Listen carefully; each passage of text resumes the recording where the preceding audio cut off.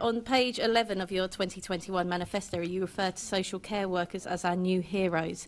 Professor Martin Green from Care England said recently regarding your ULEZ expansion that the £12.50 daily charge would be an enormous pressure on carers and to the NHS, and that they already have huge problems getting staff, particularly to deliver care in people's homes, and extending the ULEZ is going to make it even worse. On another page of your manifesto, you refer to charities as the soul of London. We have many small charities that are trying to make a big difference, and we know they've been hit by the ULEZ that exists already. For example, Dogs on the Streets. And I was at a food hub just 2 weeks ago, and they were giving a presentation, and literally on the slide of revenue, they were showing the damage the existing ULEZ has done to them. That's a hub that doesn't even exist within the zone, but that's just when they have to cross the boundary. So given next year there would always be in it, that would be a huge cost.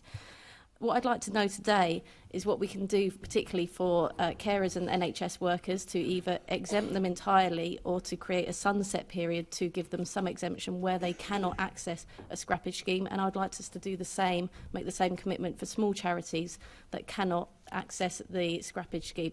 And I can see two ways in which you can do this. You could deflect this and say that's not really your problem, that's the government, they should do more to help.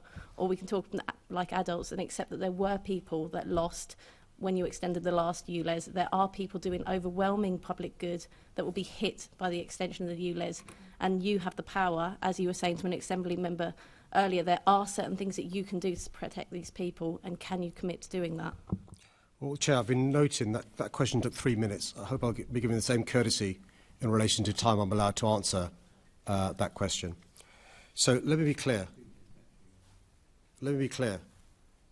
That the evidence I've had for the last 6 years is this side of the Assembly doesn't really care about care workers or charities, but are using them as a Trojan horse to attack the ultra-low emission zone because they think that's the way to kick the can down the road to take action in relation to cleaning up the toxic air in our city, which is leading to 4,000 premature deaths a year.